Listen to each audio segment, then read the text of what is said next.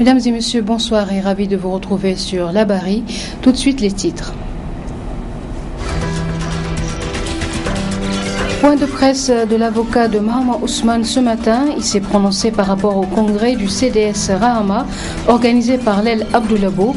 Plus de précisions dans quelques instants.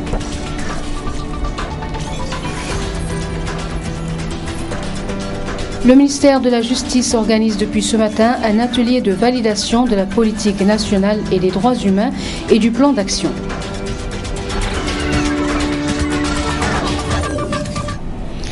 Le congrès du CDS Rahama organisé par l'aile Abdoulabo était au centre d'un point de presse animé ce matin par l'avocat de Mahama Ousmane.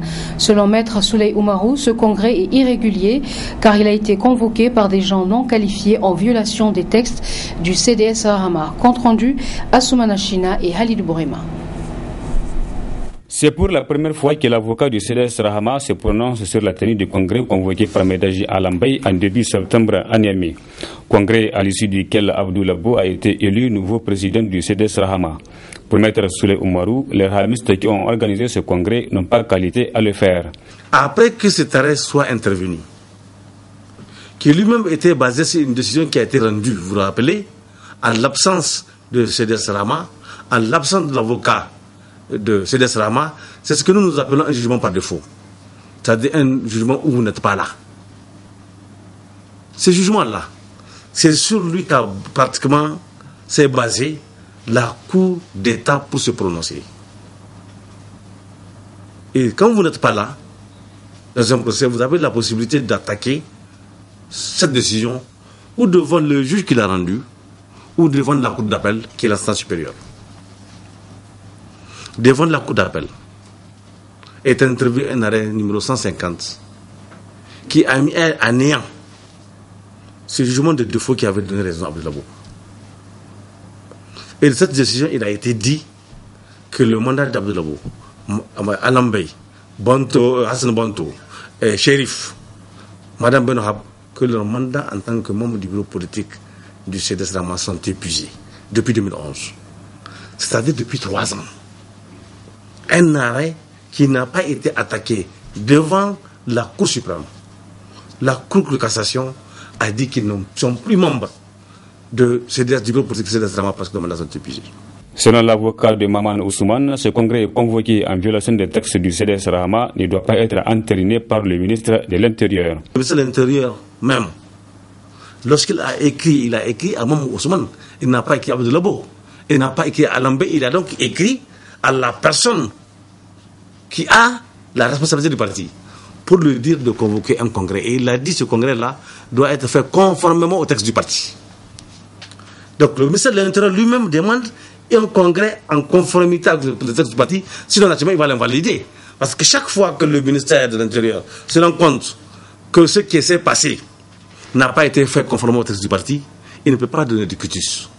Et si jamais le ministère de l'Intérieur, par mégarde ou de façon délibérée, valide les travaux du congrès, ça veut dire qu'il y a eu une complicité active entre ceux qui l'ont organisé et les autorités politiques actuelles. Donc naturellement, vous savez, dans tous les cas, lorsqu'on a de telles accumulations, je dirais de violence faites particulièrement aux partis politiques de l'opposition. Parce que comme vous remarquez aujourd'hui, il y a 65 partis au Niger. Les seuls partis qui ont des problèmes, curieusement, comme par enchantement, c'est uniquement les partis d'opposition. Tout laisse penser que le feuilleton du procès CDS Rahama est loin d'être à son terme. Du 23 au 25 septembre 2014 se tiennent au Palais des Congrès de Niamey les travaux de l'atelier de validation de la politique nationale, justice et droits humains et de plan d'action. Plusieurs participants dans le comité de suivi des conclusions et recommandations des États généraux de la justice prennent part à cet atelier organisé par le ministère de la Justice, financé par l'Union européenne. Compte rendu Youssouf Omar et Ibrahim Abdou. Objectif de l'atelier, renforcer le cercle judiciaire en validant la politique nationale de justice et droits humains et de son plan d'action décennal. Un document pour le moment provisoire qui a besoin de toilettage. Et c'est le comité de suivi des conclusions et recommandations des États généraux de la justice qui se charge de sa validation. Ces documents sont le fruit d'une démarche collective, inclusive et itérative. Au-delà des membres du comité, nous avons largement bénéficié de la compétence et de la disponibilité de certaines personnes ressources qui ont assidûment pris part à nos travaux. De même, les experts de l'Organisation internationale de la francophonie et de l'Institut danois des droits de l'homme ont apporté leur contribution à la rédaction de la dernière version du travail. Les partenaires techniques et financiers ont réaffirmé leur engagement à aider le Niger dans sa politique de renforcement de la justice. En effet, nous ne sommes qu'un outil et un appui au service d'une vision qui est avant tout la vôtre, mais qui est fondée sur des principes et des valeurs que nous partageons ensemble. Je vous souhaite donc des débats fructueux et constructifs, et je réitère la disponibilité des partenaires techniques et financiers pour vous accompagner dans cette réforme ambitieuse. Le ministre de la Justice ne doute pas un seul instant de la capacité des participants à léguer un document digne de ce nom à l'État du Niger pour sa propre documentation en vue de redresser tout ce qui est courbé en matière de justice. Il s'agit ici d'apprécier le document ainsi élaboré afin de s'assurer que les différentes recommandations formulées lors des États généraux de la justice ont été bien prises en compte et rendues opérationnelles. Au regard de la qualité des participants et de la variété des profils ici présents, je n'ai pas de doute que tous les objectifs assignés à cet atelier seront atteints.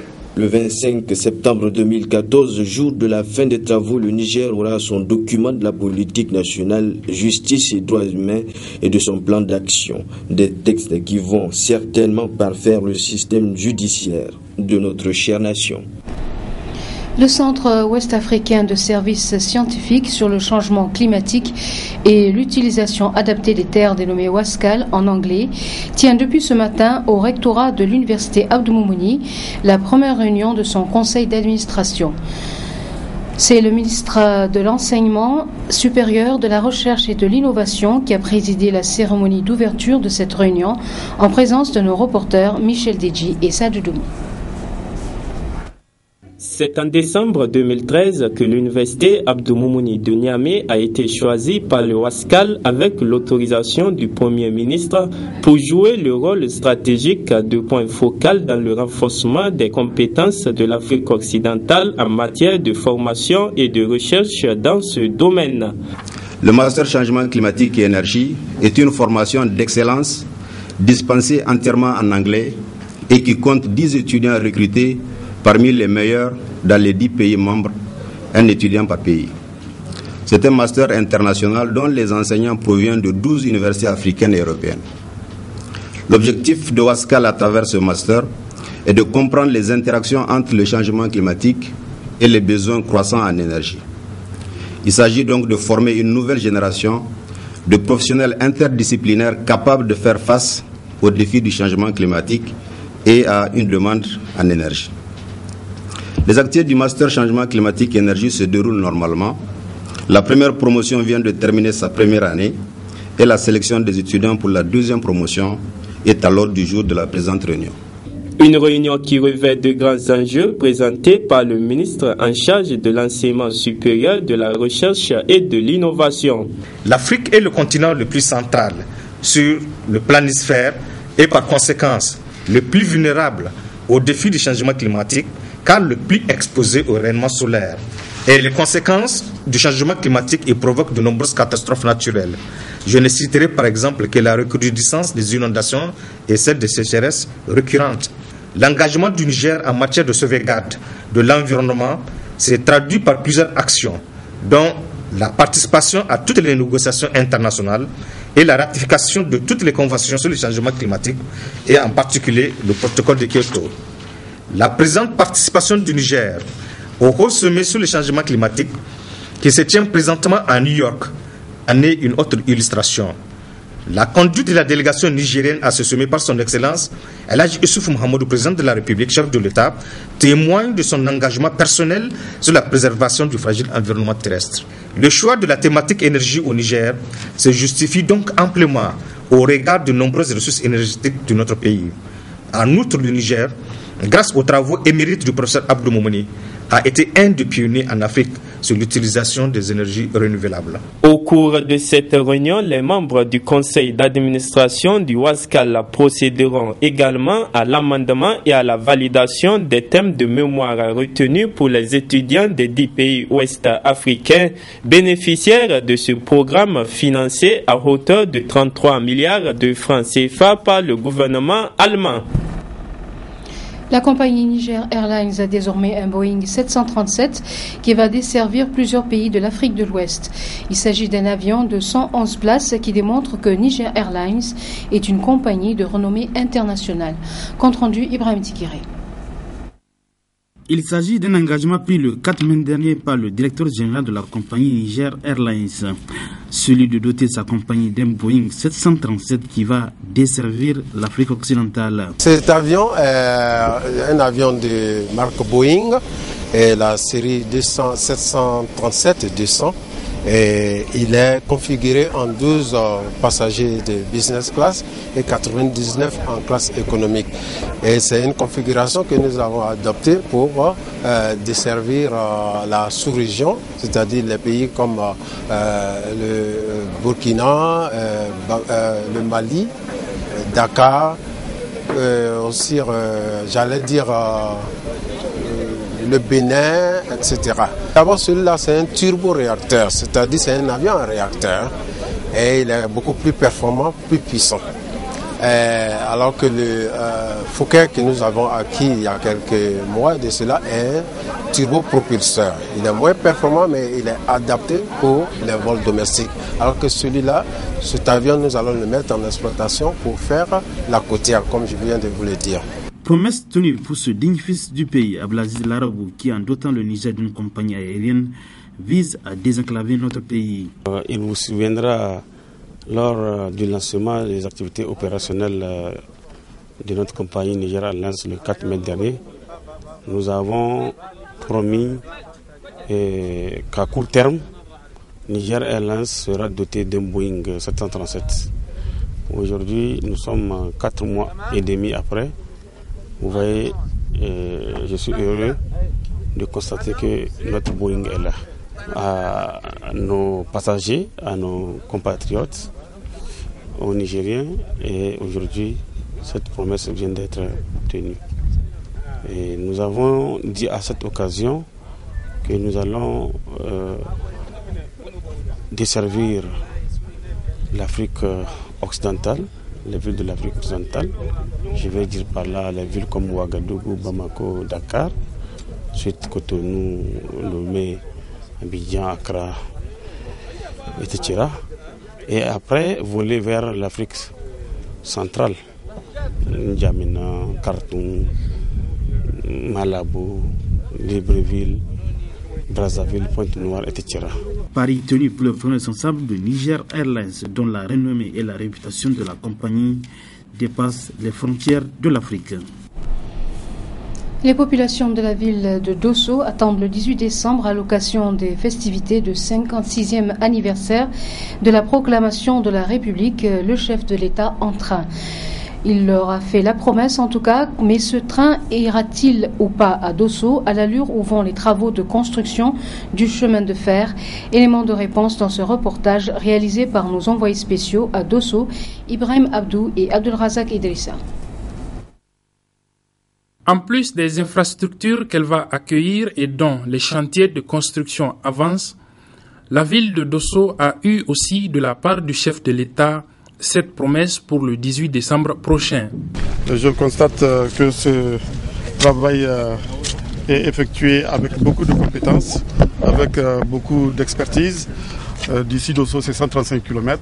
Donc, en moyenne, sur 135 jours, on doit pouvoir finir le chantier. Faites le calcul, 135 jours, à partir de maintenant, je pense qu'on sera largement avant le 18 décembre.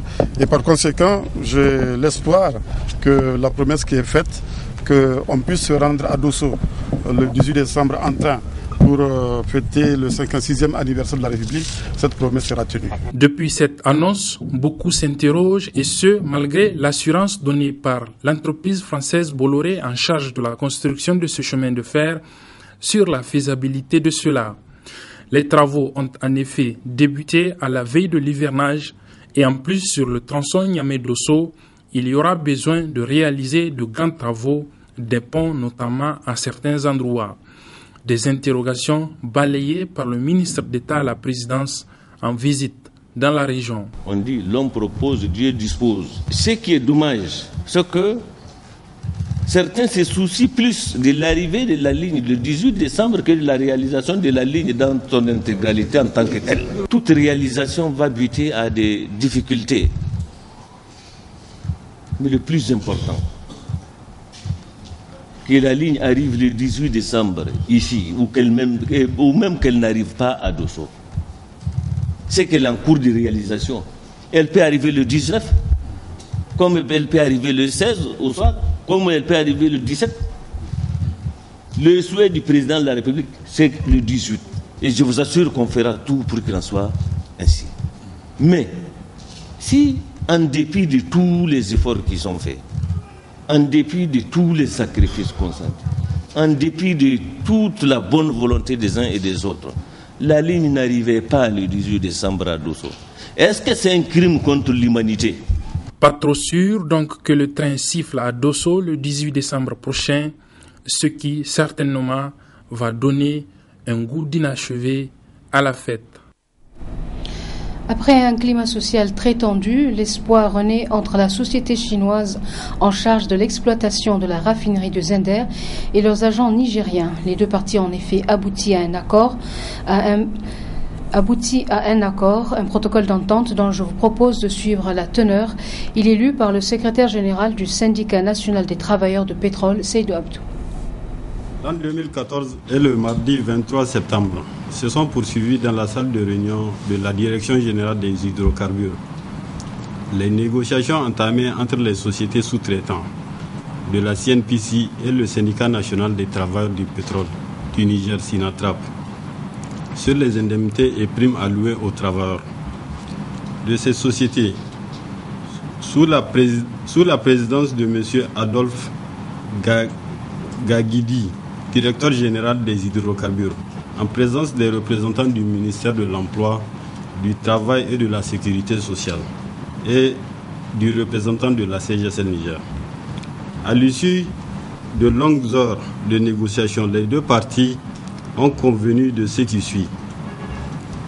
Les sous-traitants signataires ci-après proposent à titre transitoire jusqu'à l'adoption des statuts et de la grille salariale en cours d'élaboration, le paiement d'un montant plancher global de 30 000 francs CFA par employé et par mois, au titre des indemnités de logement, eau, électricité et communication, en attendant l'élaboration des statuts et de la grille salariale. Un moratoire, une trêve de 2 ou 3 mois sera observé par les travailleurs, au cours duquel aucune réclamation relative aux indemnités ne sera présentée à leurs employeurs respectifs. Les représentants des travailleurs acceptent cette proposition. Le présent protocole d'entente prend effet à partir du 15 du mois de septembre 2014. Après la rentrée scolaire effectuée le 15 septembre dernier, une de nos équipes a fait le tour de quelques établissements publics et privés afin de constater l'effectivité du démarrage des cours dans ces établissements. Compte rendu, Aboubakar Souley, Nasser Dantouf. Une semaine après la rentrée scolaire académique 2014-2015 dans les lycées, le constat est plutôt satisfait. Dans les établissements publics comme dans les privés, les cours se déroulent normalement, à la grande satisfaction des responsables. Nous espérons effectivement une bonne année scolaire 2014-2015. En tout cas, le début donne de bons présages. les élèves sont disciplinés, les professeurs sont en train de respecter les tableaux de service qui leur ont été remis. L'administration également, en tout cas, répond, est toujours présente. Par conséquent, je pense que l'année sera une bonne année scolaire, dans la mesure où les élèves eux-mêmes, en tout cas, ont pris conscience. Ils ont pris conscience des perturbations qui ont eu lieu l'année dernière. Les cours ont démarré depuis le 15 septembre. Et comme vous l'avez constaté, les professeurs sont présentement dans les salles, sont en train de dispenser les cours. En ce qui concerne les effectifs, on n'a pas une situation définitive parce que les inscriptions continuent jusqu'en octobre. Les cours ont déjà démarré, vraiment sans problème. Les emplois de temps sont en train... Chaque professeur a déjà son emploi de temps, mais... Les cours ont effectivement commencé. Les professeurs ont reçu leur emploi du temps avant la rentrée. D'habitude, on fait une réunion, on leur parle de la situation, on leur distribue les emplois du temps, on leur fait part du vœu des autorités et par rapport à l'année en cours. Donc nous avons donné les emplois du temps et ils ont commencé les cours le lendemain. Actuellement, certains ont même fini 1 à 2 chapitres. Pour les élèves, c'est un bon élan qui les rend optimistes quant à un bon déroulement de l'année scolaire. Les cours ont bien débuté. Nous avons commencé les cours. Ça se passe bien pour le moment et on souhaite que ça continue de cette manière aussi. Depuis le mardi, le lendemain de la rentrée, le 16. Est-ce que vous êtes confiante quant à une bonne année scolaire? Je l'espère et je suis consciente aussi que ça pourra continuer de cette manière. Dans notre établissement, je dirais bien que les cours ont bien démarré car dans les filières et comme dans les disciplines, la SVT, et on est un peu loin, comme la TD4 là-bas, et aujourd'hui ils ont fini le premier chapitre. Et nous, à la séance prochaine, on va finir le premier chapitre. Je dirais bien qu'on avance pas mal dans les filières, contrairement à l'année passée où on a même débuté par des voyages. Donc tel n'est pas le cas cette année. Je dirais bien qu'on est en bonne année scolaire maintenant.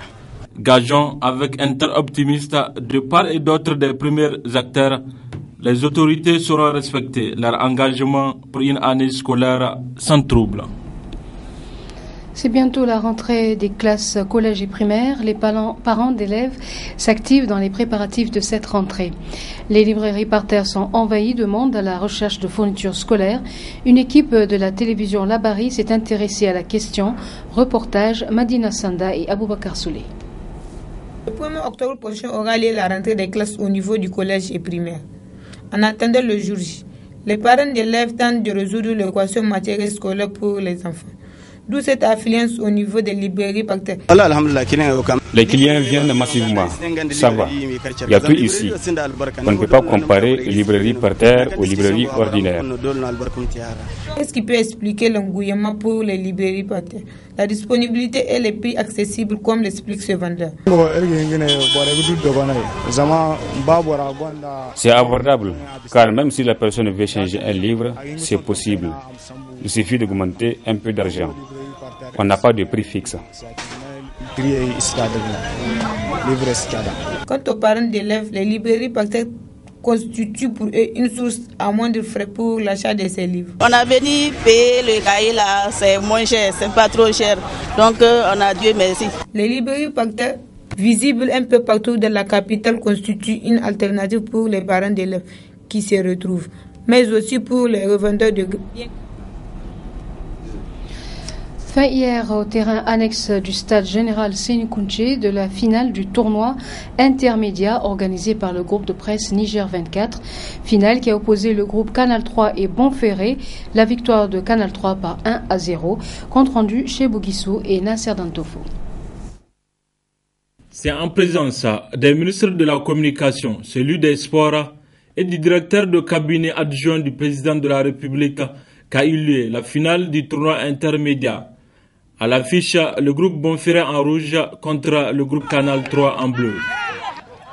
Après une première mi-temps sans but, la deuxième mi-temps a permis aux joueurs de Canal 3 d'inscrire le but décisif sur une erreur de la défense de Bonferré. 1-0, c'est le score final à la grande satisfaction du capitaine du groupe Canal 3. Nous rendons tout d'abord grâce à Dieu qui nous a permis d'aller en finale et de remporter cette première coupe des médias. Je dis ça à l'administration de Canal 3, à tous les personnels de Canal 3 et à nos supporters et supportrices qui n'ont pas cessé à nous accompagner du début jusqu'à la fin. Et à vous aussi, hommes des médias, qui ont couvert et surtout à l'organisation. Dieu merci. Ça veut dire que le ballon n'est pas dans ma bouche, c'est dans les jambes. Quand je critique, c'est des critiques objectives. Vous avez vu, c'est techniquement que j'ai gagné le match. J'ai mis 3 changements qui ont plié le match. Ça veut dire que nous ne faisons pas le football qu'à travers le micro. Nous le faisons aussi sur le terrain. Pour l'équipe perdante, la déception est totale. Le tournoi, plus en avançant, a pris de l'enjeu. Et on a remarqué que les équipes ont mis beaucoup d'enjeux dans le cadre de cette finale. D'abord, elles se sont préparées apparemment, toutes les deux. Et elles ont essayé de jouer autant que faire se peut sur le terrain. Il faut noter un petit quelque chose quand même, c'est par rapport au règlement qui a été un peu informalisé. On ne sait pas en fait qu'est-ce qu'il contient ce règlement. On a joué comme ça dans le vif, dans le vide.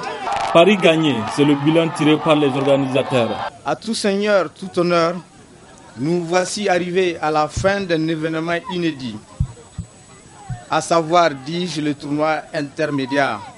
Un rendez-vous de la grande famille des hommes des médias, une belle trouvaille de Niger 24 pour vivifier la confraternité et la solidarité et bien d'autres valeurs intrinsèques à notre monde de la presse. Je vais vous dire merci.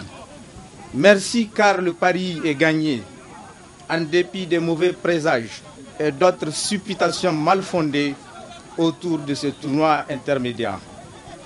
Le pari est gagné parce que nos amis de la télévision Bonferré, de la télévision Canal 3, de la télévision Dunia, de la télévision ORTN, de la télévision Labari, nos amis de la télévision Saraounia et ceux de la télévision Tambara ont saisi la main tendue de leurs frères du groupe de presse Niger 24. Chers amis, je vous salue. La remise des prix aux lauréats, suivie de la remise des témoignages de satisfaction aux responsables et journalistes sportifs des organes qui ont participé au tournoi, ont constitué les derniers actes de la première édition du tournoi intermédiaire organisé par le groupe de presse Niger 24. Toujours du sport, coup d'envoi cet après-midi sur le terrain des sapeurs-pompiers de la première édition de la Coupe du maire de l'arrondissement communal Niamey 2. L'objectif est de sortir l'équipe de la commune 2 qui représentera la dite commune à la Coupe du gouverneur de la région de Niamey. Compte rendu Ibrahim Tikiri.